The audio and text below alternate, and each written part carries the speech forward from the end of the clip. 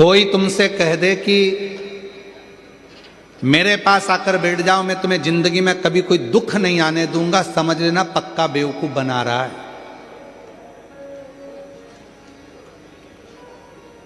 कोई कह दे मेरे पास आ जाओ, मैं तुमको कभी तुम्हारे पास में कोई तकलीफ नहीं आने दूंगा, दुख नहीं आने दूंगा, तो समझ लेना कि पक्का बेवकूफ बना रहा है, चूना लगाने वाला है तुमको।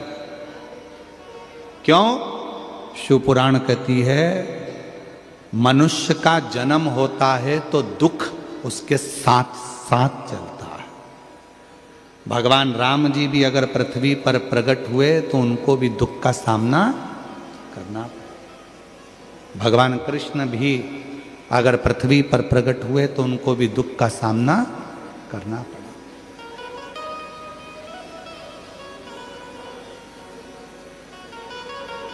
भगवान राम जी को भी दुख का सामना करना पड़ा, भगवान कृष्ण को भी दुख का सामना करना पड़ा। पृथ्वी पर जो जन्मेगा उसको दुख का सामना तो करना ही पड़ेगा, और ये दुनिया में कोई नहीं मिटा सकता।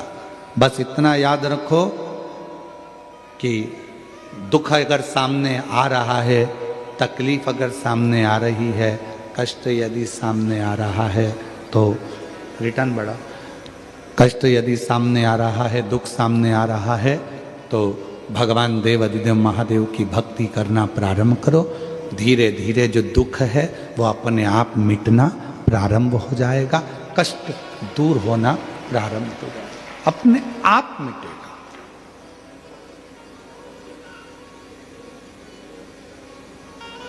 कोई दुख दूसरा नहीं मिटा सकता। सारी समस्या का हल एक लोटा जल। ये दुनिया की सारी समस्या का हल है। यदि आप शिव जी को एक लोटा जल चढ़ा रहे हो, भगवान शंकर को यदि आप एक लोटा जल समर्पित कर रहे हो, तो वो अपने आप आपके दुखों का हनन करना, दुखों का हरण करना प्रारंभ कर। शादियों का सीजन भी चल रहा है, खूब शादियां हो रही हैं, लोग अपने अपने रिश्तेदारों के यहाँ जा रहे हैं। आप भी अपने रिश्तेदार के यहाँ आए हो, यही तो शिव की कृपा है।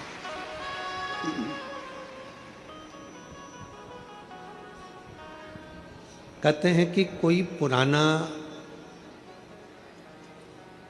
संबंध आपका हमारा शिव जी से रहा होगा, कोई पुराना संबंध आपका और हमारा भगवान देव अधिदेव महादेव से रहा होगा, जो इस संसार सागर में जन्म लेने के बाद भी हम शिव से दूर नहीं हैं, भगवान से दूर नहीं।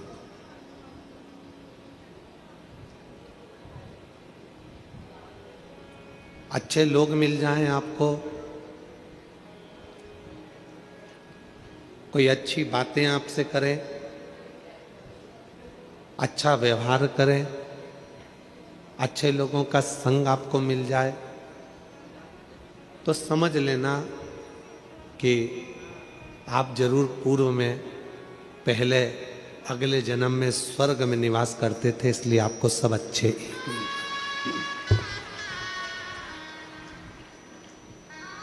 आपको सब अच्छे मिल रहा है, सब श्रेष्ठ मिल रहा है।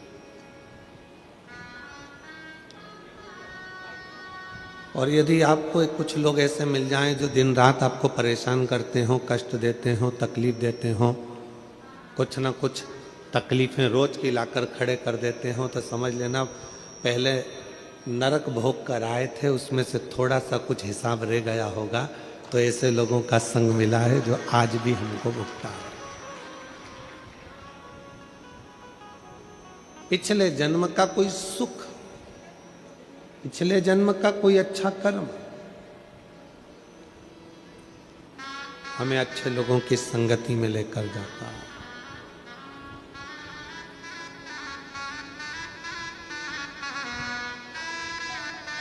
बहुत अच्छे लोगों से मिलना हो जाए, बहुत अच्छे लोगों का संग मिल जाए, तो समझ लेना कि पूर्व का कोई सुख, पूर्व का कोई क्रम अच्छा रहा हो। और यहाँ जन्म लेने के बाद, मृत्यु लोक में जन्म लेने के बाद, मनुष्य देह धारण करने के बाद भी अगर कष्ट भोग रहे हो,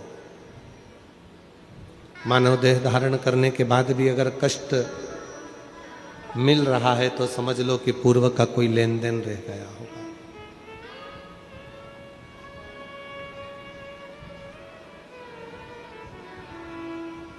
तुम्हारा बंगला कैसा है, कितने बंगले हैं, कितने घर हैं, ये वक्त आएगा तब दुनिया को मालूम पड़ जाएगा।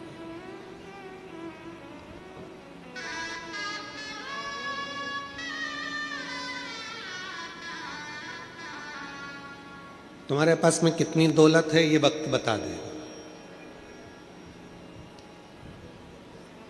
तुम्हारे पास में कितनी संपदा है, ये वक्त बता देगा।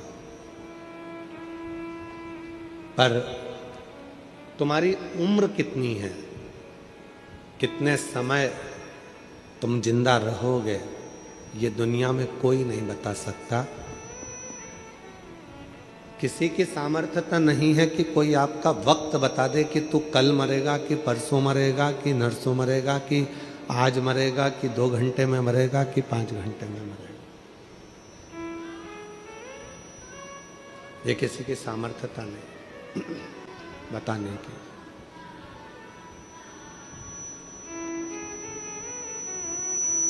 क्यों? परमात्मा ने आपको और हमको जो जन्म दिया, उसमें वक्त बनाकर नहीं भेजा कि तुम इतने साल जीवित रहोगे, इतने समय तुम रहोगे और फिर वापस चले जाओ।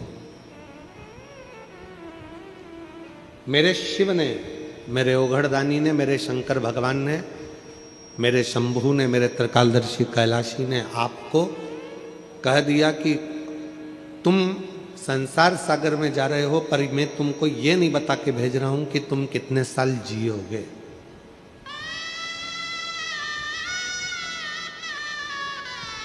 मैं तुमको ये बताकर नहीं भेज रहा हूं कि तुम कितने साल जीवित रहोगे, कितने साल रहो पाओगे,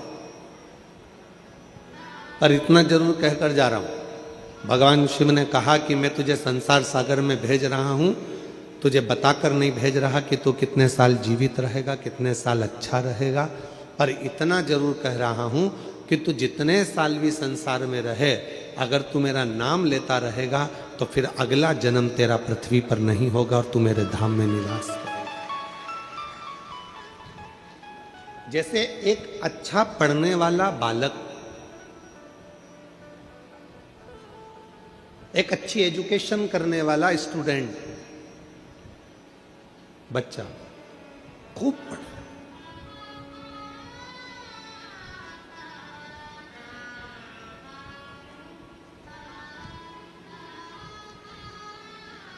माँ क्या कहती है उससे, अच्छा पढ़ लेगा तो तू अच्छा इंजीनियर बन जाएगा, अच्छा पढ़ लेगा तो तू अच्छा कलेक्टर बन जाएगा, अच्छा पढ़ लेगा तो अच्छा एसपी बन जाएगा, अच्छा डॉक्टर बन जाएगा। पढ़ाई कर, खूब विद्या अध्ययन कर, खूब शिक्षा पर ध्यान दो, खूब पढ़ो।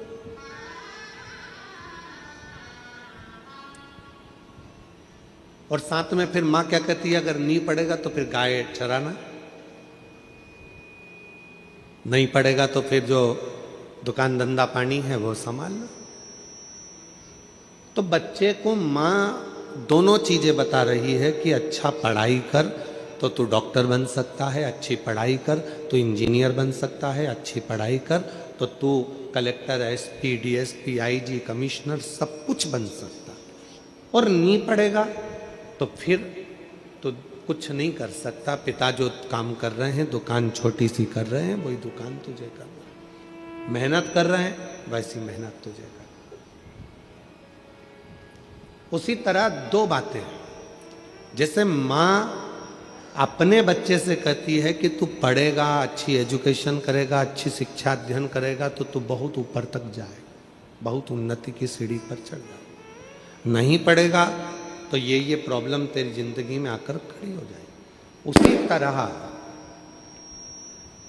उसी तरह ये भगवान शिव की कथा भी कह रही है।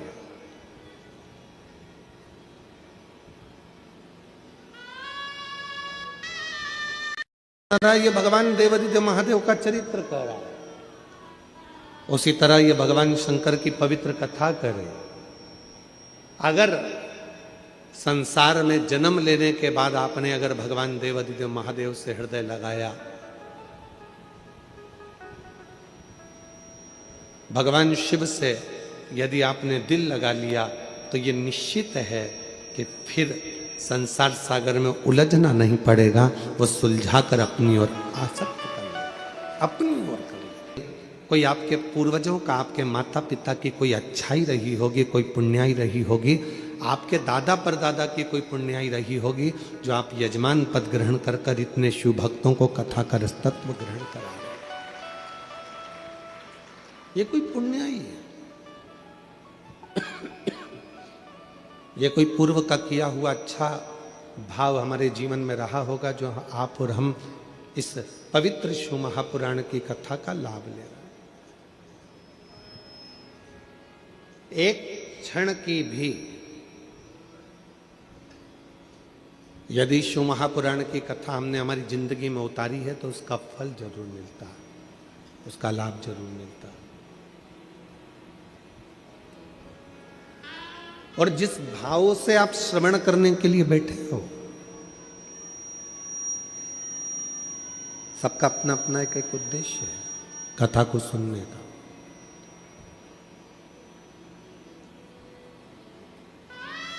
जिस भाव से आप कथा का रसतत्व ग्रहण करने के लिए बैठे हो, जिस भाव से,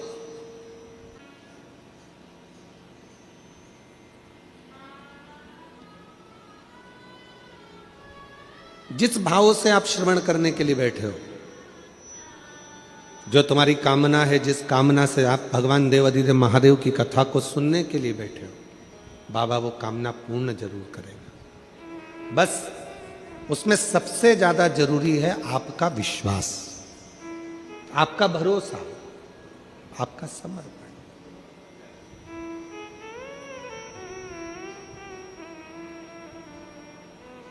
कितने भरोसे के साथ, कितने विश्वास के साथ भगवान देवादिदेव महादेव का भजन कर रहे हो, ये आप पे निर्भर करता है।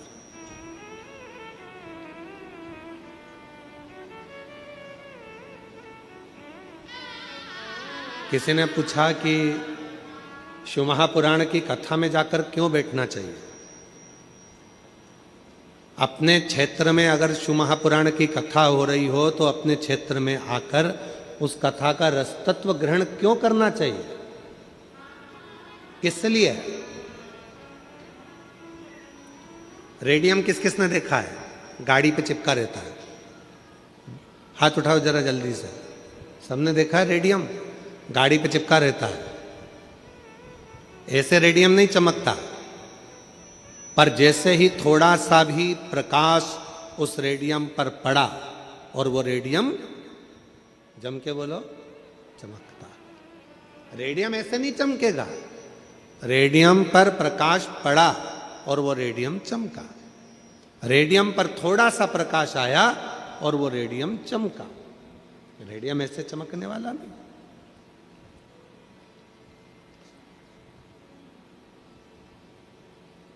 अब कोई कहे कि ये रेडियम चमक तो है ही नहीं रहा साहब, जबरदस्ती का हमने लगा कर रखा है, रेडियम चमक ही नहीं रहा है, इतने दिन से हमने लगा कर रखा है, चमक ही नहीं रहा है।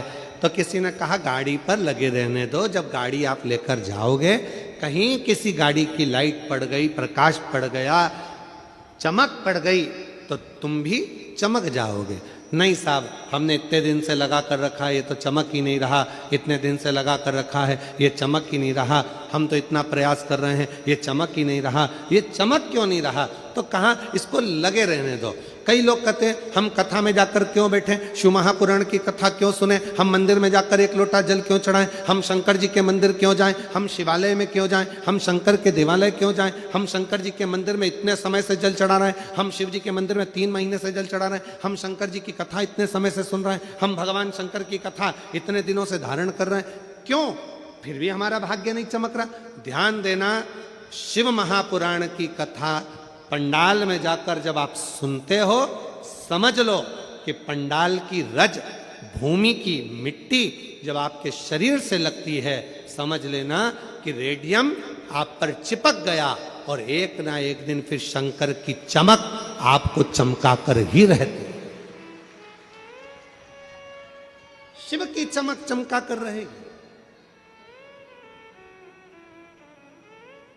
एक पत्र है, अच्छा है।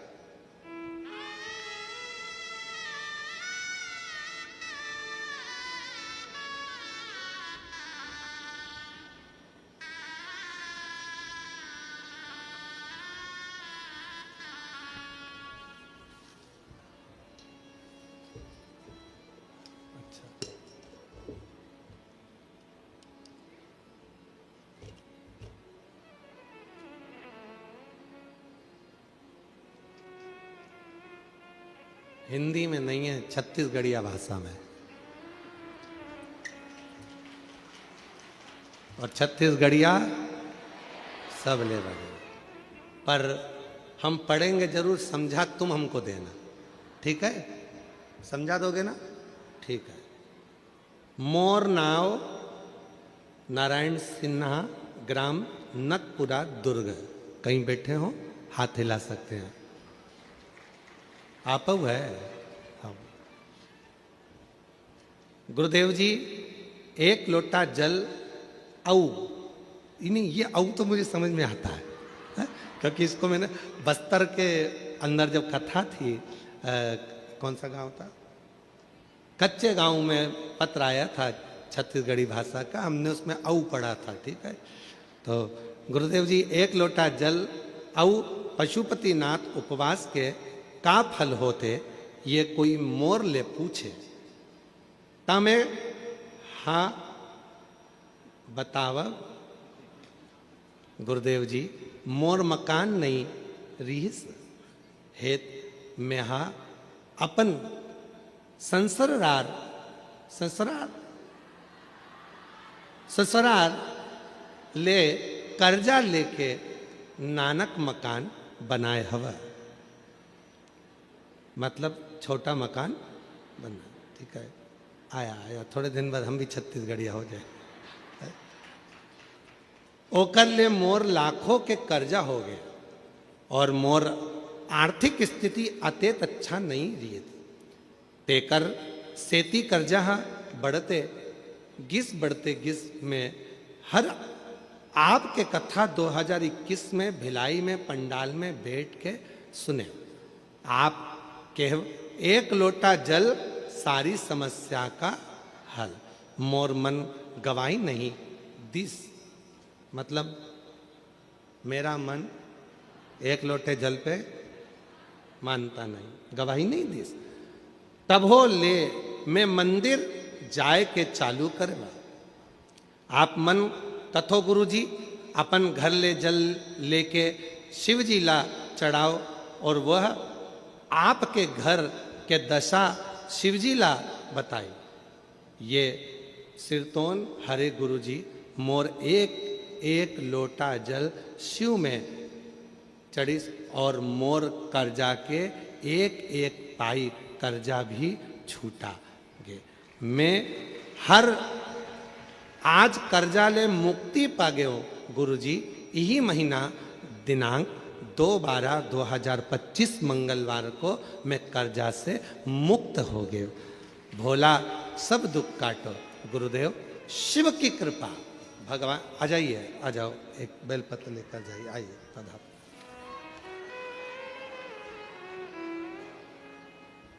अब अभी कथा क्या चल रही थी कि रेडियम लगा है, चमकेगा कब? बोलो चमके जब उस पे प्रकाश पड़ेगा। आप कथा सुनते रहो, सुनते रहो, सुनते रहो, शिव जी पे एक लोटा जल चढ़ाते रहो, चढ़ाते रहो, चढ़ाते रहो। जब ये रेडियम तुम्हारे शरीर से चिपक गया है, शिव की कथा तुमसे लग गई है, शिव पुराण की मिट्टी जब तुम्हारे शरीर से चिपक गई है, तो एक ना एक दिन शंकर का प्रकाश पड़ेगा और तुम चमकोगे जरूर, ये निश्चित चमकोगे।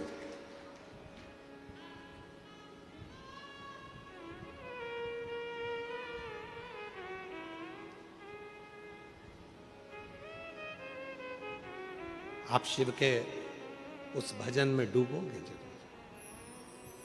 करो भक्ति शिव की, करो भजन भगवान शंकर का। लोग कहते हैं पंडाल में बैठकर कथा सुनने का क्या लाभ है, पंडाल में बैठकर कथा क्यों सुनना चाहिए? क्यों शिव महापुराण की कथा को सुनने के लिए लोग पंडाल के अंदर जाकर बैठते हैं? उसका कारण केवल इतना सा है कि वो मिट्टी नहीं, उस रज को वो अपने शरीर में लगाकर बाबा के प्रकाश का इंतजार करते हैं। और जिस दिन शिव की कृपा दृष्टि का प्रकाश हम पर पड़ता है, उस दिन हमारी जिंदगी चमकना प्रारंभ हो जाती है, चमकना प्रारंभ। और जो जैसी भावना लाया वो वैसा ही फल पाया, जो जैसी भावना लाया। पीछे वाले भी दोनों हाथों से बड़े भाव के साथ बोलते हो। फल पाया नहीं खाली उसे लौटाया, वो मन ही मन हर्षाया। नहीं खाली उसे लौटाया, वो मन ही मन हर्षाया। और कर दिया माला माल काशी वाली, लुटा दिया भंडार काशी वाले। कर दिया माला माल काशी वाले से, लुटा दिया भंडार काशी वाले। भगवान शिव पर भरोसा किया हुआ कभी टूटता नहीं।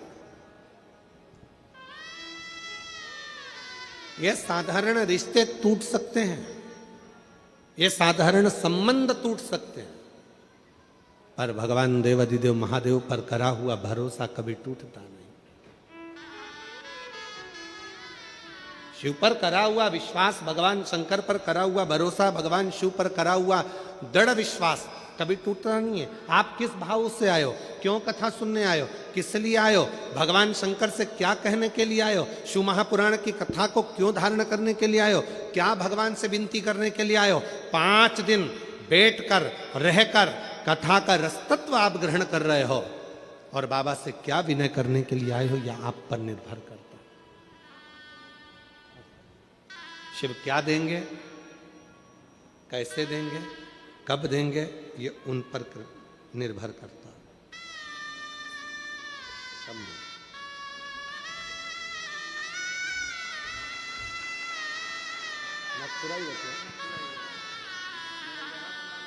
अरे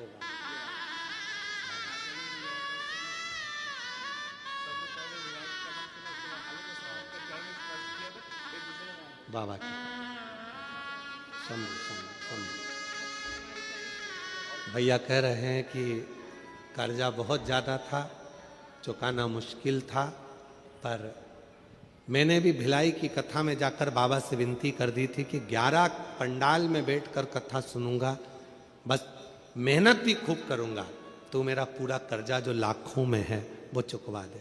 और आज बाबा ने पूरा कर्जा चुकवा दिया, और ये 11वां पंडाल की कथा चल रही है। ये शिव है, ये शंकर। इसी को ओघड़दानी, इसी को शंभू कहते हैं, इसी को त्रिकालदर्शी कहते हैं। कितना विश्वास है आपका शिव पर, यह आप पर निर्भर करता है। 5 दिन में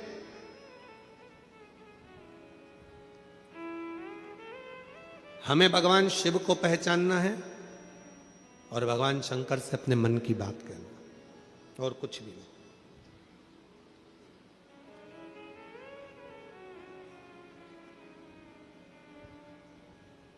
और जो रात्रि को रुकने वाले हैं उनसे निवेदन करूंगा कि पंडाल में जब आप सोते हैं, रहते हैं, पूर्ण सुरक्षा के साथ में रहें, और साथ में भगवान देवाधिदेव महादेव की अविरल भक्ति करते रहें। अविरल भक्ति।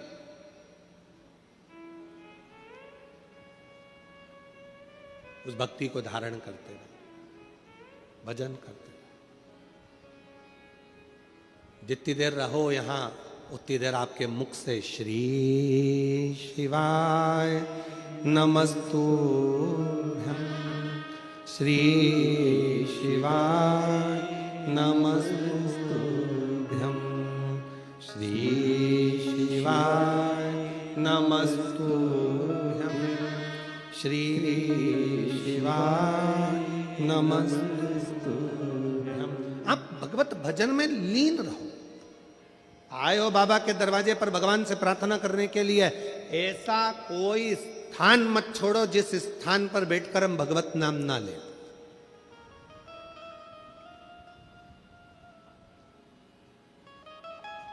कितनी सुंदर एक कथा आती है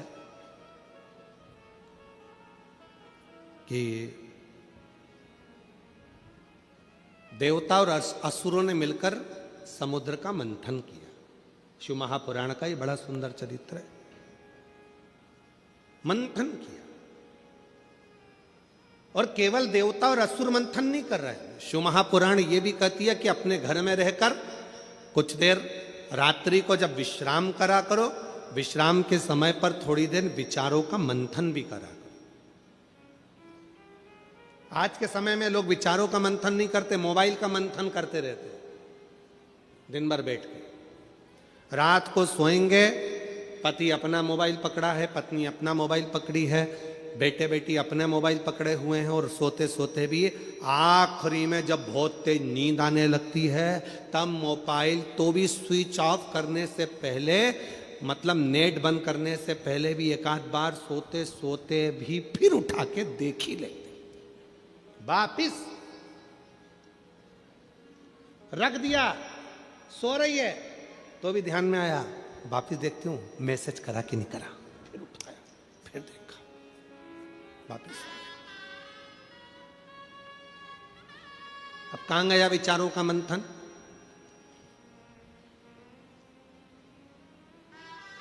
और कितना विचित्र समय चल रहा है, थोड़ा अंदाजा लगाइएगा। कितना विचित्र समय चल रहा है, जरा अंदाजा लगाइएगा आज का समय कितना विचित्र है। एक भाई बहन यदि अपना फोटो स्टेटस पे लगाते हैं तो उनको लिखना पड़ता है माय सिस्टर, मेरी बहन।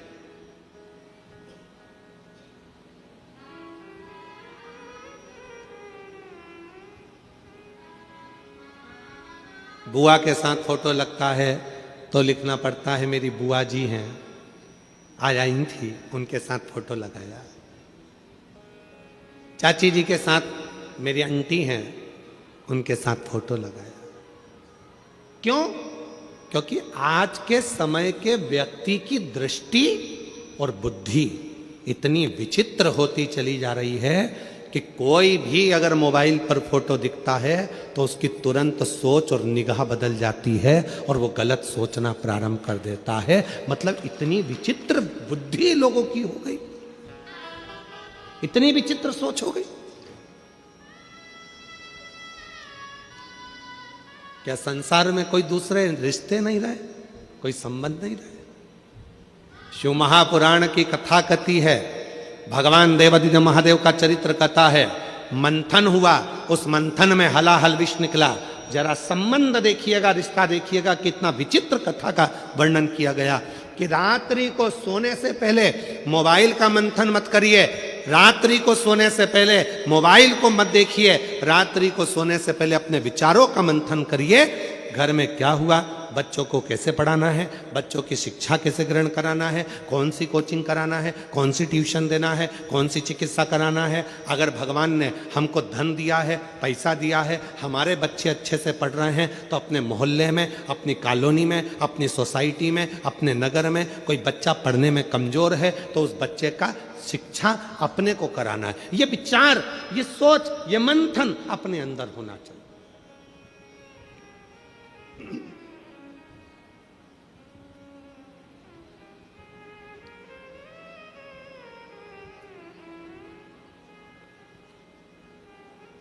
और हमने पहले भी कहा, आज फिर कहते हैं, 1 रुपए का दान किसी को मत दो। अठन्नी भी किसी को मत दो, अपने पास रखो। कहां लगाना? अपने पड़ोस में, अपने मोहल्ले में। कोई बच्चा पढ़ना चाहता है, उसको शिक्षा की जरूरत है और वो पढ़ना चाहता है पर उसके पास में पैसा नहीं है, उस बच्चे की शिक्षा में लगाना प्रारंभ करो। तुम्हारे बेटे की तरह वो भी एक दिन तुम्हारा नाम रोशन करेगा। आप 1 रुपया किसी को मत दीजिए, मत दान करो, मत दो किसी को। तुम्हारे मोहल्ले में, तुम्हारी कॉलोनी में, तुम्हारी सोसाइटी में, तुम्हारे पड़ोस में कोई बीमार पड़ा है, उसके पास में चिकित्सा का पैसा नहीं है, प्रयास करो कि तुम्हारे थोड़े से पैसे से उसका स्वास्थ्य ठीक हो जाए, उसको अच्छी चिकित्सा मिल जाए। भगवान ने यदि आपको लायक बनाया है, भगवान ने अगर आपको गाड़ी का मालिक बनाया है, भगवान ने यदि तुमको गाड़ी दी है, मालिक बनाया है, और मोहल्ले में, पड़ोस में अगर कोई एकदम बीमार पड़ गया, सूचना मिली भैया मेरा बेटा बीमार है, ऑटो नहीं मिल रहा, गाड़ी नहीं मिल रही, भगवान को धन्यवाद देना, आज तूने मेरी गाड़ी को सफल कर दिया, किसी के काम तो आ रही है, किसी की जिंदगी तो संवार रही है। कितना विचित्र जमाना हो गया कि लोगों की सोच बदल गई। कोई पड़ा हुआ है तो पड़े रहने दो, कोई एक्सीडेंट हो गया तो रोड पर तड़प रहा है तो तड़पने दो, किसी के यहाँ आग लग रही है तो मुस्कुरा रहे हो, किसी के यहाँ घात लग रही है तो मुस्कुरा रहे हो, किसी के यहाँ चोरी हो रही है तो मुस्कुरा रहे हो। ये कहाँ हो गया? ये संसार सागर कैसे जा रहा है? किस गर्त की ओर बढ़ रहा है? विचार करिए। मेरे देवाधिदेव महादेव ने, सारे देवताओं ने अमृत पिया, पर मेरे शंकर भगवान ने मंथन में निकला हुआ पूरा विष पी लिया। क्यों? क्योंकि ये दुनिया को नष्ट कर देगा। अगर मैंने रख दिया तो देवता भी बर्बाद हो जाएंगे, गंधर्व, असुर, कन्नर, नाग सब बर्बाद हो जाएंगे, पशु पक्षी भी बर्बाद हो जाएंगे। इसलिए इस विष को मुझे पीना पड़ेगा। ये विष मैं पीता हूं, ये मंथन है, इसको मंथन कहते हैं कि मंथन में यह निकला कि विष में पीता हूं, यह विष दुनिया को बर्बाद कर देगा, इस विष को मैं धारण करता हूं।